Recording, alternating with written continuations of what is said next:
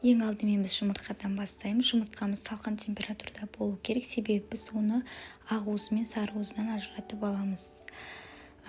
Ал енді ыдысымызға келек, ыдысымыз құрғақ, таза болу керек. Бір тамшы су, май, ешнәрсе тимеу керек. Ал енді ақ уызымыз бен сары уызымызды ажыратып алатын боламыз.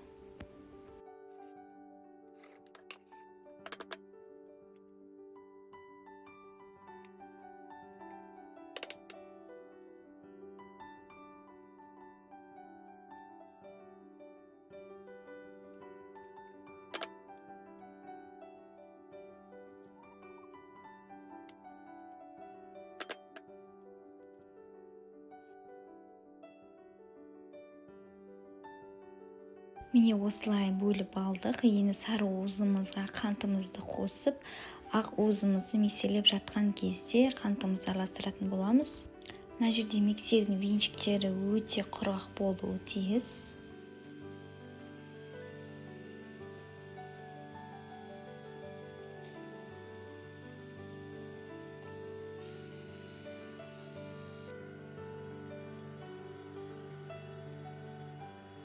Дұрыс шайқалғанын білу үшін қолымызды осылай істегенде өзінің формасын ұстап тұру қажет.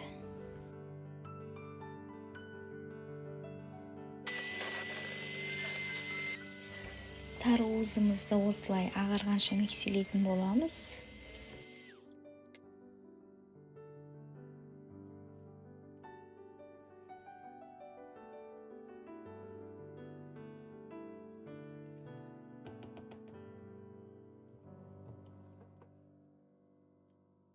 Екеуін осылай араластырып болғаннан кейін ақ уызымызды сары уызымызға осылай салып араластырамыз. Миксермен араластыруға болмайды, өйткені бисквитіміз көтерілмей қалады. Сол себепті осындай силиконды күрекшемен араластырамыз.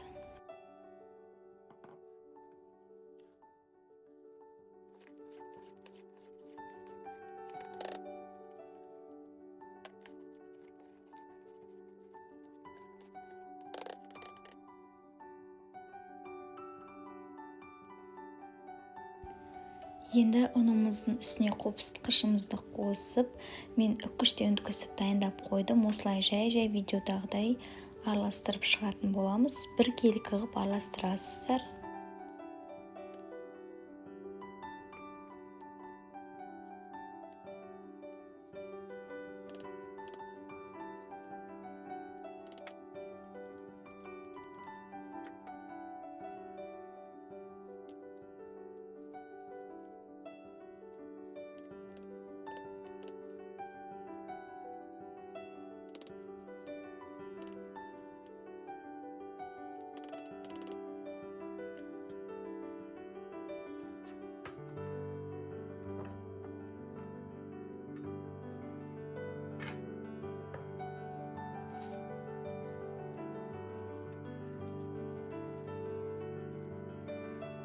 Енді бисквитімізді мен осындай 24 сантиметрлі табамызға салдым. Бисквитіміз тегіс болу үшін осылай істеп шығамыз. Енді осыны қызып тұрған пешке 180 градуста 30-30 минутта пісіріп алатын боламыз. Міне бисквитіміз дайын болды. Піскен піспеген білу үшін осылай ағаш таяқшамен арасын тесіп шығамын. Алғаннан кейін осылай темір сеткаға аударып қоямын, формасын сақтау үшін.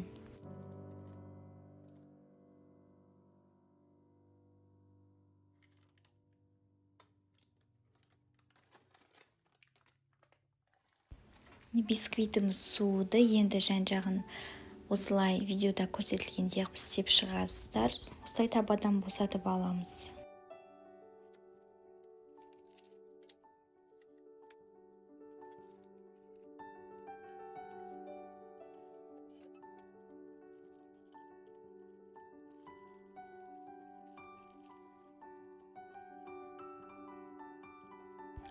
Мен бисквитімді осылай 3 бөлікке кесіп алдым.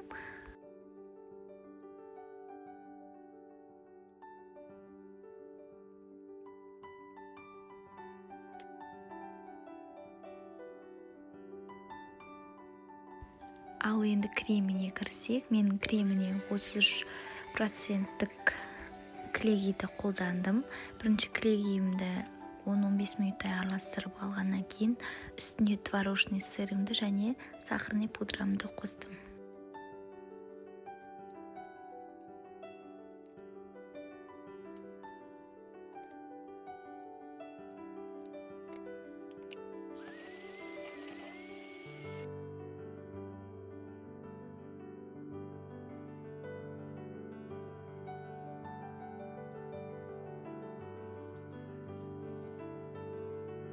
Енді тортымызды жасауға кірісеміз. Мен арнайы осындай темір қалыпта тортымызды жасайтын боламын.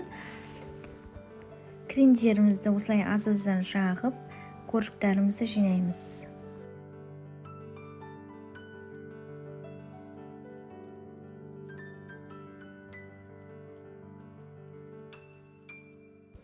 Тортымызға дәм беру үшін мен осылай жасыл түсті желені пайдаландым.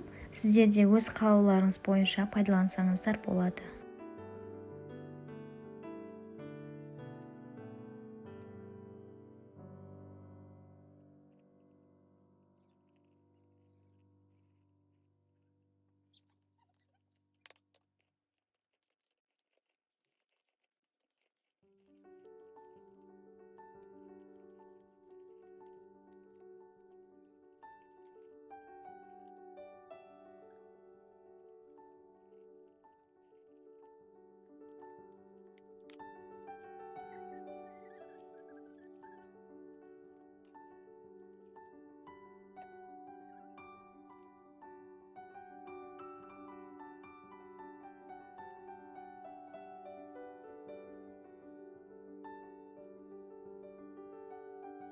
Кремімізді толықтай жағып болғаннан кейін мен вафельный кружканы осылай әсемдеуге қолдандым.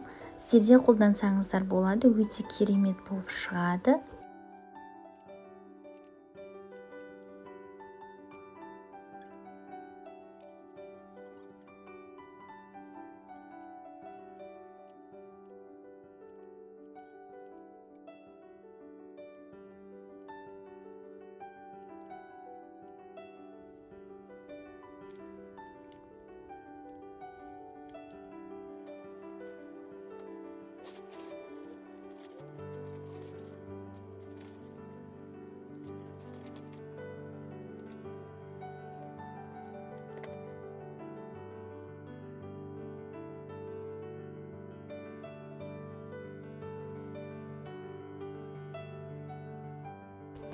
Міне біздің бисквитный тортымыз дайын. Өте жұмсақ, өте дәмді болып, керемет болып шықты.